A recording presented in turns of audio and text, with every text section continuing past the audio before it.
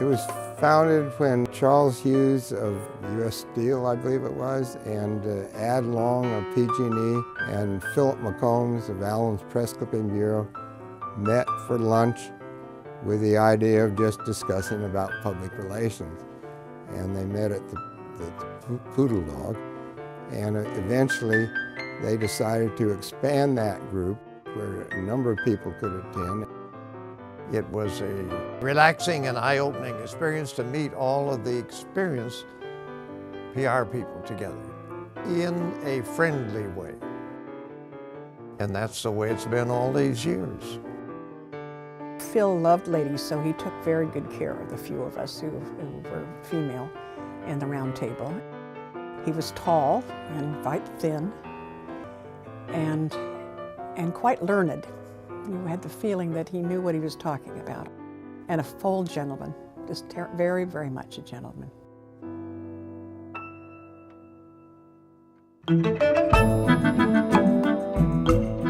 My father had been involved with the Round Table since the 30s and didn't want me to come to the Round Table until the 60s. Grant Robbins sponsored me, and among several other people, and that's when I started going. Somebody asked me, invited me to join, and I said, well, okay.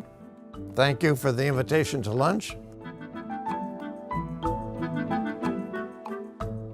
I had been to several meetings with my boss, George Caulfield, at Wells Fargo, and all of a sudden I was called into his office one day and he said, here's an application for PR Roundtable, fill it out. And I said, well, can I take it back to my desk? No, fill it out right here. So I became the first woman member.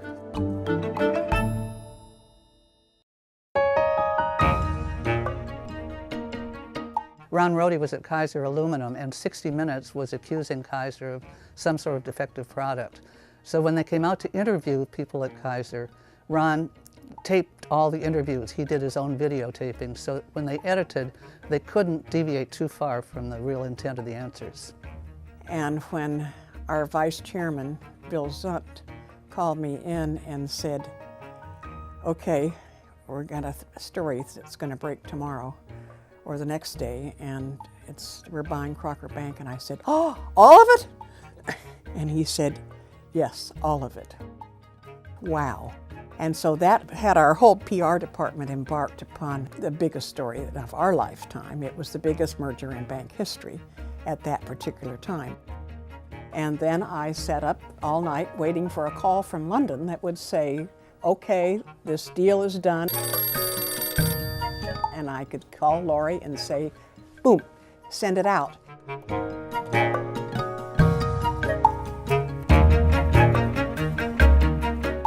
Laurie Loke told me that he had never heard so much excitement in my voice before, that obviously this was a nice story of a lifetime.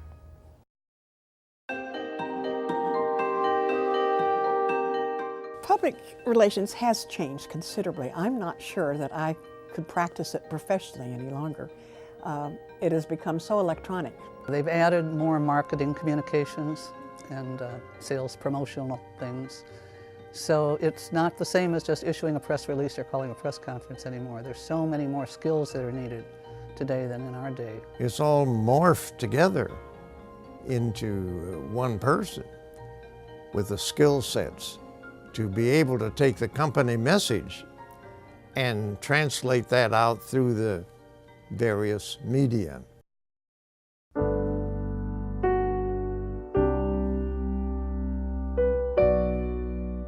PR Roundtable has been a great way to meet other professionals in the business and to learn from them, to go to great programs where you learn what other important people around town are doing, and that's what I've enjoyed most about it. I met Betty Laddie through PR Roundtable, and she was at Crocker Bank then. Eventually I hired her, and we're still very close friends. There was an understanding there that made you feel like you were part of a bigger team. It's the companionship and the people were the blessings of this organization. It would be a lonesome profession during the week. But then, when it was Roundtable lunchtime, hey, we all got together. It was a reunion. There's no big agenda. They just wanted to get together and discuss mutual problems and current challenges. The basic principle of the Roundtable was just to meet as friends, to interact and enjoy. And those principles will always apply from now into the future.